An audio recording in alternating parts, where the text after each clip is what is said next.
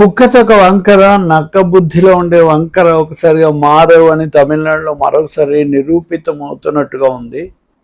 TVK అధినేత Vijay governor Rajendra Vishwanath అర్లేకర్ను మూడోసారి కలుసుకున్న తర్వాత వామపక్షాలు సిపిఐ సిపిఎం బేషరతుగా బయట నుంచి మద్దతు ఇవ్వడానికి అంగీకరించిన తర్వాత ప్రమాణ స్వీకారం రేపు ఉంటుందని చెప్పి చాలా విస్తృతంగా వార్తలు వచ్చాయి. రాజ్భవన్ వర్గాలు దీన్ని ఏం కాదనలేదు, వాళ్ళు దాన్ని సానుకూలంగానే స్పందించారు, అలాంటి సంకేతాలు ఇచ్చారు. అప్పుడు IUML Muslim League, Indian Muslim League, VCK Viduthalai Chiruthaigal కచ్చి అది కూడా మద్దతు తెలుపుతుంది. 120కి చేరింది విజయ్ మద్దతు అని స్టోరీస్ వచ్చాయి. ఆ తర్వాత విజయ్ సిపిఎం ఆఫీస్కి వెళ్ళారు, సిపిఐ ఆఫీస్కి వెళ్ళారు, వాళ్ళతో పరస్పరం ప్రశ్నించుకొని మద్దతు తెలుపుకున్నారు, అన్ని ట్వీట్స్ చేశారు. ఇదంతా అయిన తర్వాత సాయంత్రం 9 నుంచి వార్తలు మొదలైనవి. ఆటంకాలు వస్తున్నాయి. వీసీకే కానీ ఐయుఎంఎల్ కానీ ఉత్తరాలు ఇవ్వలేదు మద్దతు తెలుపుతున్నట్టుగా. కాబట్టి గవర్నర్ అర్లేకర్ విజయ్కి అవకాశం ఇవ్వలేదు ఇంకా అని. ఇప్పుడు 11 అవుతున్న ఈ సమయంలో ఇప్పటికి కూడా స్పష్టత లేదు. కానీ గవర్నర్కు సన్నిహితులైన వాళ్ళు జాతీయ మీడియాకి చెప్తున్నారు, వాళ్ళిద్దరు ఉత్తరాలు ఇవ్వలేదు కాబట్టి విజయ్కి 116 ఉన్నాయి, అందుకని స్పష్టమైన మెజారిటీ నిరూపించుకోలేదు కాబట్టి రేపు ప్రమాణ స్వీకారానికి అనుమతి లేదు అని. ఇది చాలా షాకింగ్. అంటే మరొకసారి బుద్ధి ప్రదర్శిస్తున్నారు. ఓ ప్రతిష్టంభన సృష్టించటం, రెండోది ఒక అనిశ్చిత పరిస్థితి తీసుకురావడం, ఇలాంటి వాళ్ళని నమ్ముకొని ప్రభుత్వం ఎలా పెడతారని విజయ్ని అవహేళన చేయటం ఇక్కడ ఉద్దేశంలాగా కనిపిస్తుంది. ఇంకా అన్నా డిఎంకే అలాగే దినకరన్ లాంటి వాళ్ళు కథలు వాళ్ళు చెప్తున్నారు ఇదేం జరగదు అని. అన్నా డిఎంకే దగ్గర అవుతున్నాయనే కథలు చాలా వేగంగా ఉన్నాయి. కాబట్టి తమిళనాడు రాజకీయం ఇంకా ఈరోజు రాత్రి అంతా కూడా రేపు కూడా నడిచేట్టుగా కనిపిస్తుంది. నామకార్థంగా పరిస్థితి ఏదో అవకాశం ఇచ్చినట్టే ఇచ్చి అన్ని విషయాలు బయటకు వచ్చాక మళ్ళీ కాలడ్డం పెడుతున్నాడు గవర్నరు.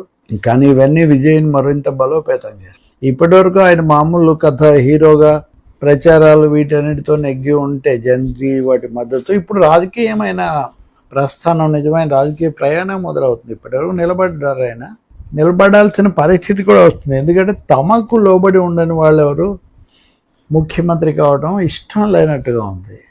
అలాగే బీజేపీకి ఒక విధంగా ఇష్టం లేదు, డిఎంకే అన్నా డిఎంకేలకు ఒక విధంగా ఇష్టం లేదు. కానీ వాళ్ళు ఏం చేయగలిగింది లేదు. నిజంగా ఈ సమయంలో విజయ్ని ఆపితే అప్పుడు మరింత అది రాజకీయ దుస్సాహసం అవుతుంది. ప్రజల్లో ఆయన పట్ల సానుభూతి, మద్దతు ఇంకా చాలా పెరుగుతాయి, ఇది నిస్సందేహం.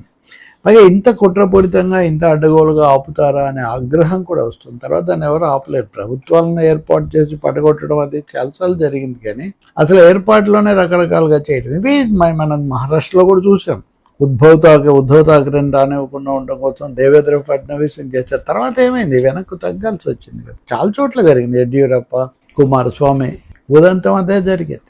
కాబట్టి బుద్ధి రాలేదు. అందుకే అన్న కుక్కతో ఒక నక్క బుద్ధి అని తప్పకుండా బెడిసి కొడుతుంది. ఇంకొంతమంది అనొచ్చు, కాకపోతే ఊరికి అనవసరంగా మీరంతా వ్యాఖ్యలు చెప్పేశారు, తొందరపడ్డారు, హడావుడి చేశారు. హడావుడి చేసింది వాళ్ళు, కుట్రపూరితంగా వ్యవహరించింది వాళ్ళు, దాని ఫలితాలు వాళ్ళు అనుభవిస్తారు. రకరకాలుగా మాటలు మార్చి వేషాలు వేస్తే ఏమవుతుంది, ప్రజలు అసహించుకుంటారు, ఆగ్రహిస్తారు, చుట్టుముట్టిన ముడతారు. మనం పక్కనే ఉన్న నేపాల్లో జరిగిన జన్జీ ఈ మార్పులు అవన్నీ మనం చూసాం. తర్వాత వచ్చిన వాళ్ళు ఏం చేస్తారు, ఎలా పాలిస్తారు అది నెక్స్ట్. కానీ ముందే అడ్డుకోవడం ఏంటి, ప్రజల తీర్పుకి ఏం విలువ లేదా? అంత అత్యధిక మెజారిటీ ఉండి నేను ఒక ప్రశ్న వేశాను, నన్ను ఇంటర్వ్యూలలో అడిగితే. ఇప్పుడు గవర్నర్కు లెటర్లు ఇచ్చి ఆయన ముందు నిరూపించుకోవాలి మెజారిటీ అని ఎక్కడుంది? మెజారిటీ అనేక విధాలు నిరూపించుకోవచ్చు, తటస్థంగా ఉండొచ్చు. ఆ సమయంలో సభలో ఉన్న సభ్యుల్లో సగం పైగా ఒక్కరు ఓటేసినా కానీ ప్రభుత్వం నిలబడదు. ఇప్పుడు ఈవెన్ బీసీకే వాళ్ళు ఉత్తరాలు ఇవ్వకపోయినా సభలో చేస్తే చేయొచ్చు. ఒకవేళ ఉత్తరాలు ఇచ్చినా కానీ సభలో అప్పటికి వైఖరి మార్చుకుంటే అప్పుడు ఏం చేస్తారు గవర్నరు? కాబట్టి ఇవన్నీ లేనిపోని ఆటంకాలు కల్పించడం కోసం వేస్తున్న పాచికలు, ఎత్తుగడలు తప్ప ఇంకోటి కాదు. వీటి కారణంగా అన్నా డిఎంకేని ముందుకు తెచ్చి పిలిచేశారని కూడా కొంతమంది కథలు ఇస్తున్నారు. నిజంగా ఇప్పుడు అన్నా డిఎంకేని అక్కడ కూర్చోబెడితే ఉభయ భ్రష్టత్వం మటుకు తప్పదు, డిఎంకేకు బీజేపీకి కూడా. ఇది సుప్రీంకోర్టు దాకా వెళ్ళినా వెళ్ళొచ్చు.